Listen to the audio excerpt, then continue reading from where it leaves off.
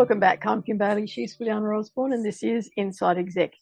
We have a case study for you today that is about managing short staffing issues or issues generally about staff. The case study revolves around someone in an industry that is chronically short-staffed. And before we started recording, we talked about what industry that might be. Now, this is my case study, so I know that this relates to the hospitality industry, but I'm sure that there are other industries that are short-staffed in terms of trained people. And we know that's the case. We see ads all the time for more money for TAFE so that apprentices can be trained up in all sorts of areas. My eldest son has a mechanical car workshop, and he is forever struggling to get apprentices at any stage and then trained tradesmen who will stay. It's an industry, and I guess that's a different issue, but that one particularly, the automotive industry, is an industry where blokes, for the most part, go into it because they love cars. They do it for a few years. It's a dirty industry. I don't think he's over 40 now, but I don't think I've ever seen his fingernails clean in 20 plus years of him being in the industry. They love it. They want to do it, but it's not a long-term profession in terms of being on the tools all the time because of those reasons, because it's hot and hard and sweaty and dirty. Mostly it's dirty, and you can't go home and have a family life when you come home covered in grease. I know his wife for a long time used to work in the industry as well, and she always wore black. And we asked her at one stage why, and she said, well, I just get so dirty. Just being in the workshop, I get dirty, without touching anything. So there's those issues that are industry specific. But if we get back to the staffing one, there are lots of industries, I think, at the moment that are chronically short-staffed. So they'll get staff in for a while. If I talk about the hospitality industry, a lot of it, I'm based in the Hunter Valley, so I am surrounded by people who are desperate for staff in terms of hospitality. A lot of their staff are transient workers because they're not full-time jobs. They're casuals, they're part-time. If they're lucky, they're permanent part-time, but mostly they're casual or part-time. They're university students, so they go into it with little or no training, but they get training on the job. They do, for the most part, have to have an RSA, so a Responsible Service of Alcohol qualification. So there is a qualification involved in it that they have to get. That's just not ticking the boxes. There is a course that they have to do. They do get assessed on some of the things they have to do. The job might sound easy, but they're not, because it's constantly customer focused. It can often be very pressured, because if you're in a venue where lots of people come in, and they all come in at the one time, and they all want their drinks at the one time. And so you're working under that time pressure as well. And I know that is also the case for the kitchen staff, that they can't get enough kitchen staff, trained or otherwise, because it's another unpleasant environment. Yeah, they go into it because they love food, but they're there, and it's the hard slog. It's hot, and it's uncomfortable, and it's noisy, and it's all very time pressured to get meals out at a certain time, looking a certain way. There are training timelines that need to be considered, as well as the staffing. So what this person has said is that, I'm chronically short-staffed. I have skilled people, but they're just not the right fit for this organisation. What are my options? Now, obviously, they're holding on to the staff they've got because it's too hard to get new staff or other staff or replacement staff. And I think the options, honestly, are very limited, because if you've got people who are qualified, who can do the job, who can work at the level that you need them to, when you say they're not right fit for this organisation, what does that actually mean? Does it mean that they don't understand your core values, and so you haven't given them the right amount of training in terms of your organisation and what you expect? You've just, because they're already trained in the industry, you've just expected them to come in and work. So if we use a bar person or a kitchen hand as the example, they know what the job involves. They walk into a bar environment or a kitchen, and they see that all of the tools that they need for their job are there. And so really all you might train them on in terms of the bar person is your point of sale system. So how they put through their orders And in the kitchen staff, here's the menu, this is the prep that you do, this is how we call out to say that the orders are ready. Is that the only training they've had? Have they actually been introduced to your organisation and what your values are in terms of their role within the organisation? Is there a job brief? Is there a job description that they can look at? Because for the most part, I would say there is.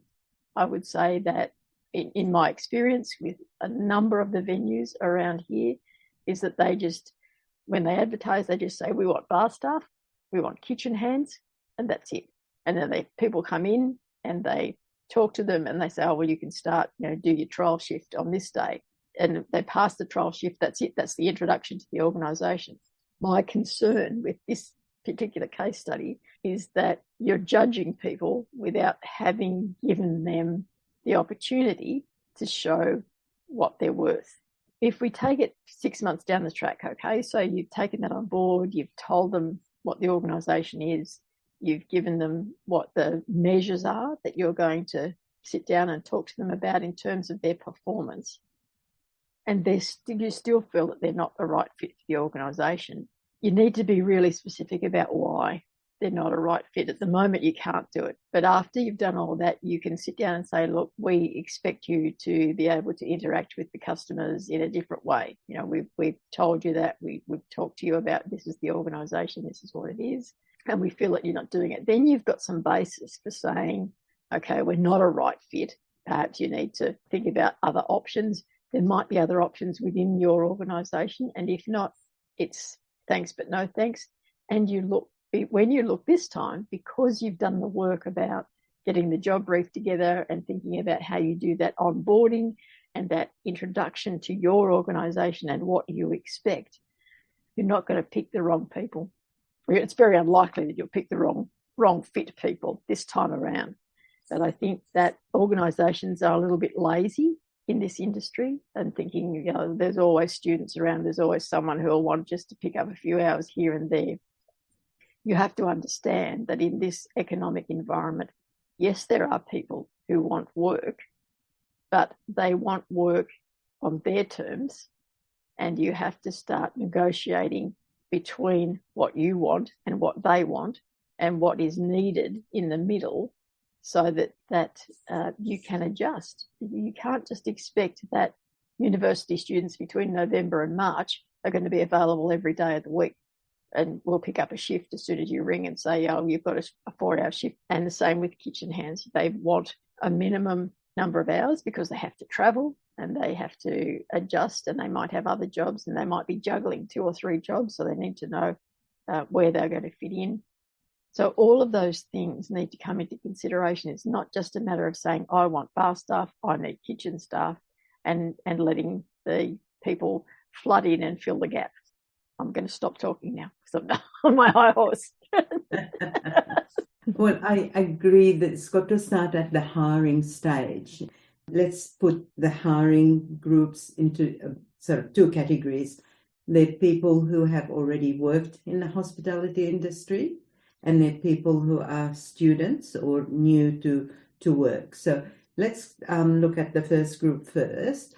If you've got an applicant who's now applying for one of the jobs, whether it's bar staff, kitchen staff, etc., and they've been in the industry, then is talking about what they've done, but also what was the organisation like and how they fitted in there. What did they think of that? This will get you to go into what they're used to and what they like and not like. Then that will help you saying, would they fit in this culture, right? Either ways, that's still at the question stage, at the hiring stage, but even in that interaction, you're giving them indication and information to say what your culture is like, what you look for, hospitality. And then, then once they've been hired, I think absolutely you have to have very clear position description and what are the key performance indicators and the probation period. Now, I hear what you're saying, and it is very, very hard, but that's why it's tempting to just say, oh, they're going to come and go anyway, so I'll just keep going. And that's not helping you or anyone, basically. Whether we like it or not, the situation is we always have to train them in this type of environment, right? So it's not like we got massive amount to choose from and we can pick the top 10%. So therefore, we've got a group who are looking for work, but we want to pick the one that best fit our culture, right?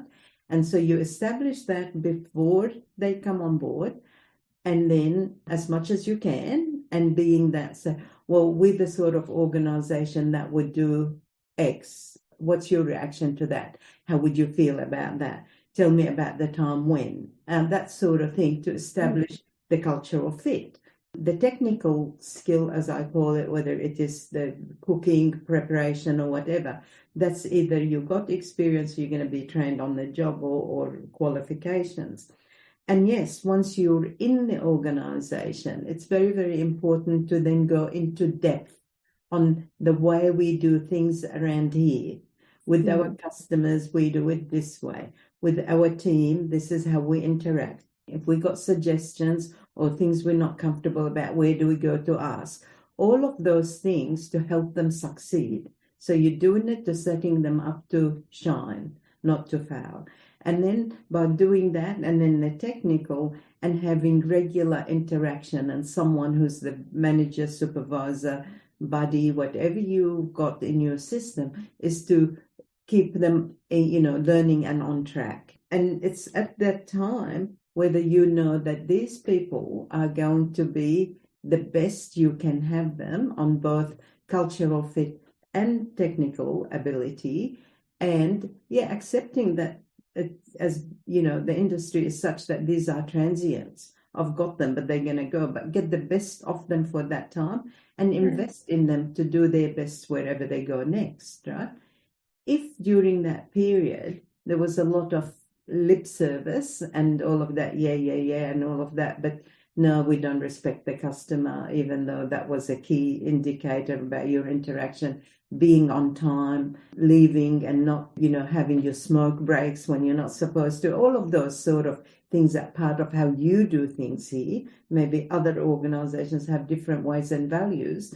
Then yes, like you said, bring it to their attention and give them the opportunity to know what they did right and wrong and how to get better. Then that hasn't translated, then get rid of the probation period. That will make them think, oh, I'm only here for 6 months anyway, I don't care, I'll just play the game. Then yes, it's hard on you as an employer because you've got to bring someone sooner, and you're hardly, made. But I think firstly, accepting the fact that this is how it is. Yeah. The pool of availability is very, very small, and that for you to retain them longer is for you to get it right before you hire, as soon as they hire, and continuous. Invest time in that, and that might save you a bit of time of turnover. As you were talking, was wondering why we just assume that people are going to be transient in this industry. Yes, there are people who will only have availability to work for extended periods of time. If we use the university students as an example, because that's quite a bulk of what is used in this area. If we say that November to March period of time is when they have their most availability, it's not their only availability in a 12-month period. They do have other times. And if you've trained them right, and if they feel part of your organisation, they will want to pick up shifts where they can, and they will tell you.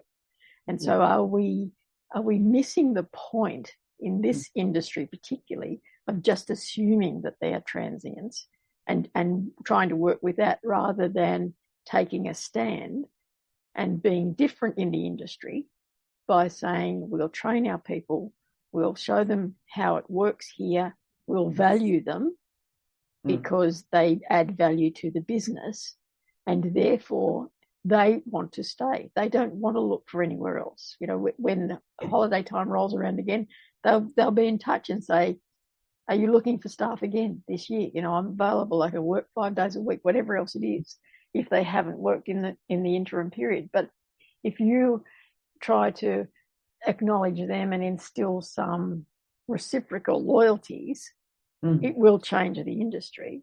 And it'll only take one or two organisations to do it. And suddenly the industry will be looking at itself and saying, why do they get staff that stay and we don't? Let's have a look at what they're doing. In relation to the group that is, I was thinking when you said at the beginning transients, I was thinking about the fact that people sort of from overseas and they work in holiday and stuff like that. So that's a different category again.